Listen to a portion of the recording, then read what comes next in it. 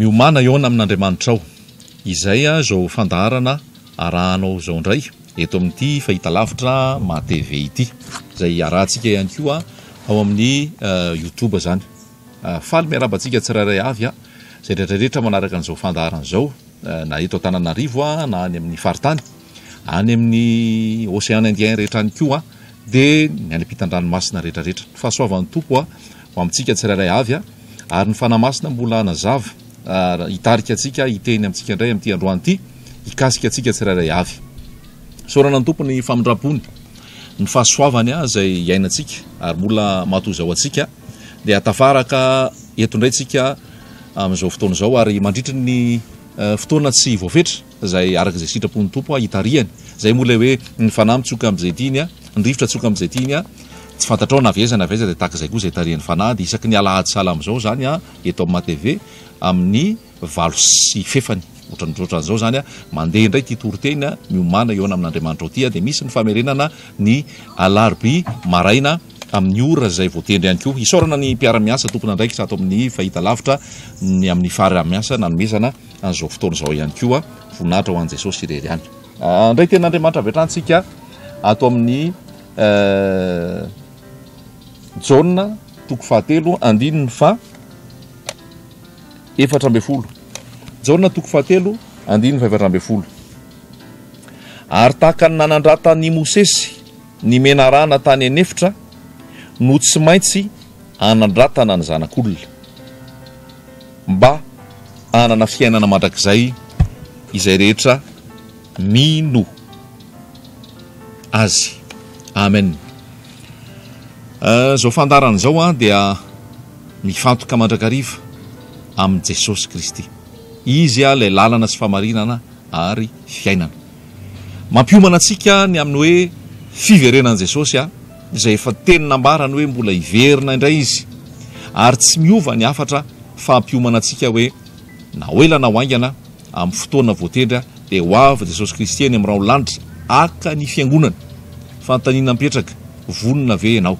Tafahomana ve ianao? Anisan'le hoakarina ve ianao raha ho avy eny amin'ny lanitra izy? Fa zay ny tena mamaky antsika, fa ny ambiny rehetrarehetra rehefa azonao antoka izay, ny ambiny rehetrarehetra ny Tompo miantoka azy. Tahaka nefa nilazany hoe katsao ny fanjakan'Andriamanitra sy ny fahamarinana dia hanampy ianareo ny zavatra rehetra. Rehefa voasoratra any an-danitra ny anaranao, rehefa vita fihavanana amin'Andriamanitra ianao amin'ny alalan'i Jesosy Kristy Tompo, tonga zanak'Andriamanitra, vita fihavanana amin'Andriamanitra, tsy fahavalon'Andriamanitra intsony, voasoratra any an-danitra ny anaranao, dia ny fiainanao eto tany, na oela na hoaingana, na inona mitranga na inona midona, dia efa izy ny miantoka mikarakaranao amin'ny antsipiriany rehetra. Ka izay ny mamaky antsika hoe ny ara-panahy aloha ny zava-dehibe. Ny ara-panahy aloha ny zava-dehibe, ny fihavanana amin'Andriamanitra amin'ny alalan'i Jesosy Kristy aloha ny zava-dehibe, iankinan'ny fiainanao sy hitohizan'ny fiainanao araka sitrapon'Andriamanitra. Dia averina izy teto hoe tahaka ny nanandratany Mosesy ny menarana tany anefitra, no tsy maintsy anandratana ny zanak'olona, mba anana fiainana mandrakizay izay rehetra mino azy. Jesosy Kristy no miresaka amin'ny Nikodemosy eto, ary nametraka izay teny izay mihitsy Jesosy. Le zanak'olona tsy iza fa Jesosy Kristy, le tonga teto ambonin'ny tany hamonjy ny very. Zao ny voasoratra, efa tonga ny zanak'olona hitady sy hamonjy ny very. Raha tsy hivintsika kely ny tantara, maninona Jesosy niresaka an'io hoe tahaka ny nanandratana ny menarana tany anefitra, ny tsy maintsy anandratana ny zanak'olona, mba hanana fiainana mandrakizay izay rehetra mino azy. Tahaka ny nanandratany Mosesy ny menarana. Dia hiverina kely tsika ao amin'ny Nomery 2:20. Nomery 2:20 dia mahitsika ao ny tantara ny sin'izany resaka izany. Nomery 2:20 andininy 7.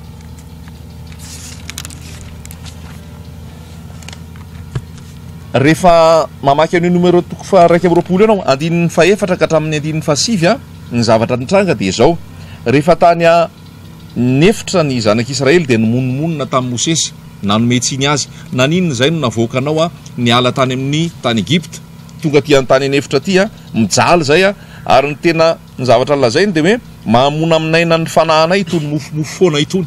Zany hoe nisy fimonomonona natao tamin'ny fitondran'Andriamanitra tamin'ny alalan'ny Mosesy, izay nitondra azy ireo hiala tao amin'ny tany Egypta, tany fanandevozana, ho any amin'ny tany Kanana, tany tondra dronono sy tantely, tanàna ny fiadanana sy ny fitsaharana.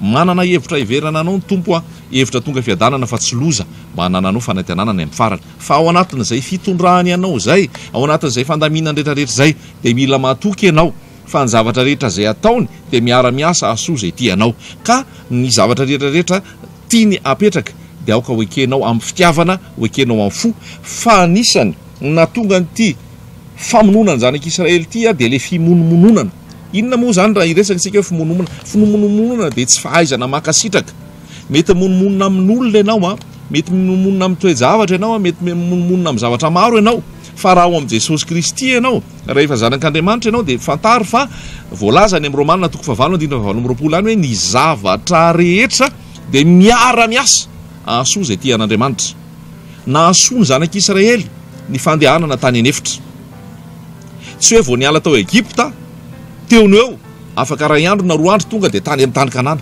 fa niala tao Egipta tao ara-molady mafy ny voana tao efa nisy ny loza 10 tany amin'ny loza 10 vao tena tafavoaka avy eo 70 taona tany anefitra zay vao tonga tany amin'ny tany Kanana ny lalan'ny zanak'Andriamanitra ny lalan'ny kristiana ny fiainantsika rehefa ao am' Jesosy Kristy de misy famolavolana ao misy fanamboarana ao misy fanefena ao ary mila fotoana zay de eo am'izay fotoana zay a mila manana faharetantsika mila manana finoana sika fa ao Andriamanitra ao Jesosy Kristy a mitantana manamboatra arak'izay tiany arak'izay sitrapony a arak'izay fandaminana fa ny azo anao antoka fotsiny de hoe tsara ny fitondrany mahasoa ny fitondrany a miara-miasa asoa de zavatra nisy nefa tamin'ny zanak'Israely tato de zao ny monomonina izy rehefa ny monomonina izy a Andriamanitra tonga de namaly avy hatrany nampandeha mena ranafo teny amin'ny olona ka nanaikitra ny olona ireny de nahafatesana be ny olon'Israely nandefa ny mena rana afo nandefa mena rana afo Andriamanitra nanaikitra ny olona de nahafatesana be noho ny fimonomonomana zavatra misy am'izao fotoana ihany koa ao amin'ny fiangonana ao amin'ny fikambanana eo amin'ny firenena de be dia be ny olona lasa efa voakaikitra le mena rana ary rehefa voakaikitra ny mena rana zany a de misy pozina izany noho ny fimonomonomana noho ny fiodinana tamin'Andriamanitra ary nisy nahafatesana be ozy ny voasoratra ao amintsika tsirairay avy mandiny tena am'izao fotoana mety misy ratra ao misy alahelo ao misy famozam-po ao misy fahafatesana ao misy aizina mihitsy ao ary misy zavatra enta mavesatra noho le fimonomonomana tsy fankasitrahana tsy fankatoavana tsy fanekena ny fitondran'Andriamanitra ary tsy fanekena ihany koa ny fandaminana de zao nefa ny zavatra nisy zay ny tena mahafinaritra hoe Andriamanitra de Andriamanitra maharo-po Andriamanitra de Andriamanitra mamindra fo ny zavatra nisy de eo amin'ny 17 tsika eo am'le numéro 120 de zao nakeo am' Mosesy ny olona de ny fona izy ireo de nilaza hoe fananota tamin'ny Jehova sy tamin'ny Mosesy a ny teny nanometsiny de hoy izy hoe ifony am' Jehova zay zao ny voasoratra raha miaiky ny fahotantsika isika mahatoky sy marina izy a mamela ny fahotantsika manadio atsika ho afaka amin'ny tsy fahamarinana rehetra ny dingana voalohany zany ahafahanao amin'le pozina ahafahanao amin'le fahafatesana ahafahanao amin'le ratra ahafahanao ao anatin'le enta mavesatra de ny fiekenao eloka ny fiekenao fahotana tsy ho tafiditra ny lanitra isika raha tsy miaiky ny fahotana tsy ho tafiditra ny fanjakany lanitra tsika raha tsy mibebaka miaiky ary miala amin'ny fahotana androany ny teny tia nambara aminao de ny fanandratana ny zanak'olona inona ny fanalahidy inona ny vahaolana nomen'Andriamanitra ny Mosesy rehefa nifona ny olona zao ny lazainy ny teny tamin'ny Mosesy izy zao ary atao hoe manaova mena ranafo ka antony amin'ny hazo lava ary zay rehetra voakaikitra de ho velona raha mijery izany de nanao mena rana varahany Mosesy ka naantony tamin'ny hazo lava ary zay olona voakaikitry ny mena rana ka nijery ilay mena rana varahana dia velona haleloia mbola misy fanantenana ny amin'ny fiainanao mbola misy hoavy tsara ny amin'ny hoavinao raha mijery any zanak'olona lay nasandratra ianao tahaka ny nanandratana ny mena rana tany anefitra no tsy maintsy nanandratana ny zanak'olona ka zay rehetra mijery dia ho velona faminanina tandindona ny am' Jesosy Kristy a ny mena rana natsangana teo amin'ny hazo ary rehefa natsangana teo amin'ny hazo zay rehetra nijery ozy izy dia velona indray. Mampahery anao ary tena te hamporisika anao. Jesosy Kristy dia fiainana. Izao no lazainy amin'ny tenin'Andriamanitra amin'ny Jaona 1:20. Izao no fananganana ny maty sy fiainana. Zany Jesosy zany. Tsy olombelona, tsy atoko-pivavahana, tsy mpitondra fivavahana, tsy atoko-pinoana, tsy fikambanana, fa zany rehetrarehetra zany dia noforonony. Fa ilay tsy nisy mpamorona le Andriamanitra velona tonga nofo tety ambony tany, Jesosy Kristy ny anarany, le izy hatrizay ary mandrakizay. Rehefa mijery azy ianao dia anana fiainana mandrakizay. Izaho no fananganana ny maty sy fiainana. Jesosy Kristy irery no sany lazany zany.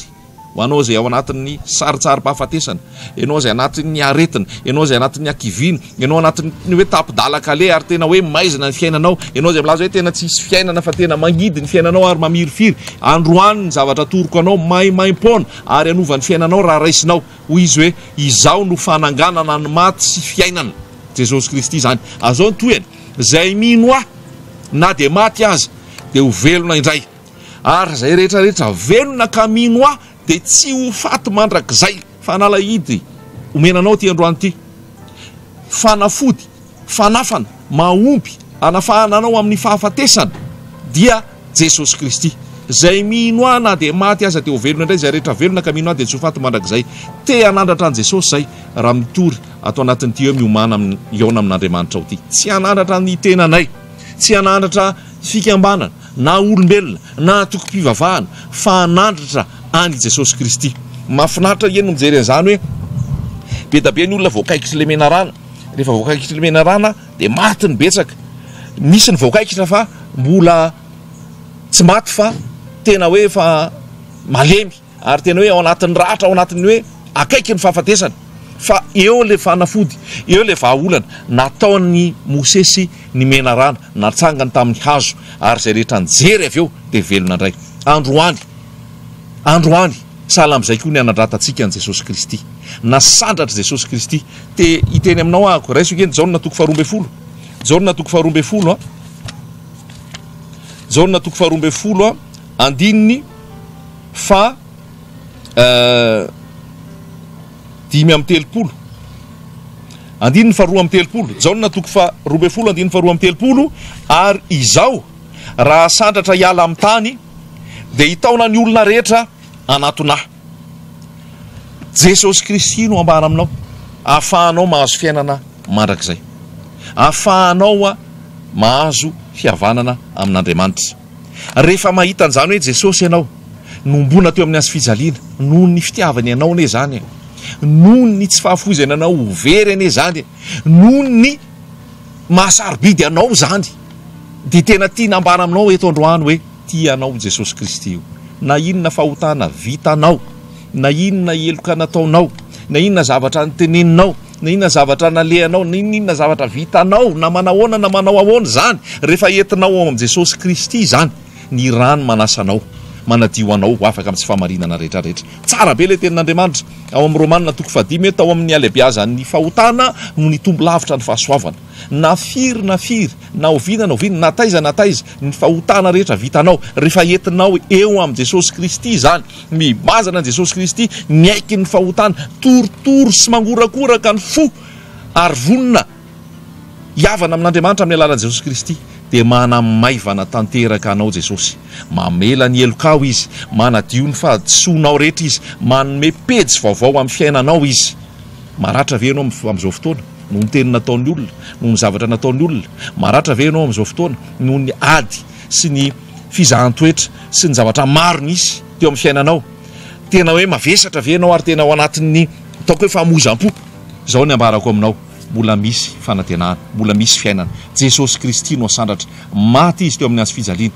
Zay no mahatonga hoe reharehantsika ny hazo fijaliana. Mbola te hamaky tenin'Andriamanitra indray ao amin'ny Galatiana 5:5, Galatiana 5:9, Galatiana 5:9 manambarany amin'izany hoe tsy afaka ireharentsony isika hoe irehare amin'ny nofo, irehare fa malala olona, irehare fa natokatoko-pivavahana izao, irehare fa mahery sy matanjaka, irehare fa manana zao. Tsy afaka ny irehare, fa hoy ny voasoratra ato amin'ny Galatiana toko fahenina andiny faefatra amby folo fa sanatry raha mba misy ataoko rehare afa-tsy niazo fijalian' Jesosy Kristy tompontsika.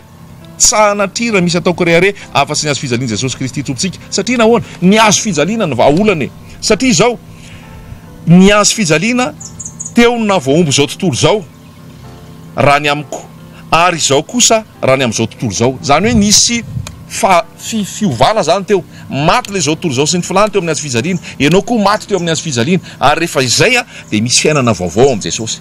Fahadalàna zany ho an'izay overy fa herin'Andriamanitra amin'izay ovonjena. Ny filazantsara dia Jesosy Kristy, ny heriny azo fijaliana na ambona ny nofo, na dia vonana ny nofo, na dia vonana ny fahotana, ary nitsanganana fiainam-baovao ao am' Jesosy Kristy. Tiako atoranao zany androany ananao fiainana mandrakizay.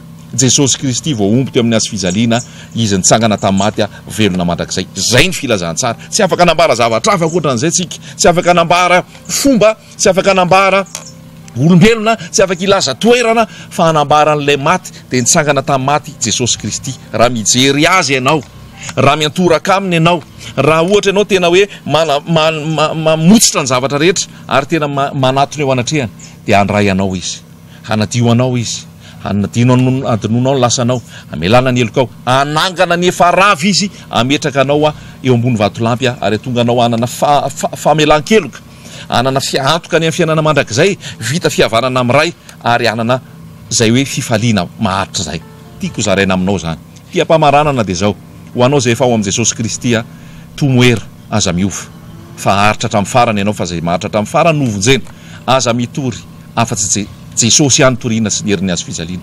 Ho anao mpitory filazantsara, na pastery ianao, na mpaminany ianao, na mpampianatra ianao, na apôstôly ianao, na evangelista ianao, na evangelista ianao, nizaniza ianao, dia ny atoroko anao, ny amporosiako anao, Jesosy retoriny, Jesosy maty sy nitsangana tamin'ny maty, Jesosy sy ny herin'ny azo fijaliana, Jesosy sy ny herin'ny fitsanganany toriana azon'ny olona fiainana mandrakizay, ary mamporisika anao, mampahery anao, matsiaro anao mbavaka ao anatin'izany rehetrarehetra zany, anao anatin'ny talenta, ny firana, ny fitendrena. Jesosy asandratra ao anatin'izany rehetra zany, ary iaina ao anatin'ny fanetretena mandrakariva ianao, fa arakaraka ny anetrehanao tena vao mainka milatsaka aminao ny osotry ny fanamasina, atonga ny olona hibebaka, atonga ny olona anaiky ny famonjena dia Jesosy Kristy, ary atonga anao tena mbola ho ampiasain'i Jesosy bebe kokoa hatrany. Dia ho aminao ny fahasoavana, ny fiadanana. Ianao zay tsy mbola ao am' Jesosy, hibebaka marina ianao, hanolo tena azy, ary tsy hanenenanao, fa fiainana be da be ny ao am' Jesosy. Eto am-pamarana dia te-hiteny aminao ako ny amin'ny fandaharam-potoana ho avy misy fitorianany filazantsara zay ho atao any Diego amin'ny 19, 20, 21 oktobra, manomboka amin'ny enin'ora sasany ao amin'ny Grand Pavois, ao amin'ny trano fikambanana mpiara-mamaky ny baiboly ao a Diego zany. 19, 20, 21 amin'ny enin'ora sasany ao amin'ny trano fikambanana mpiara-mamaky ny baiboly any Diego Grand Pavois.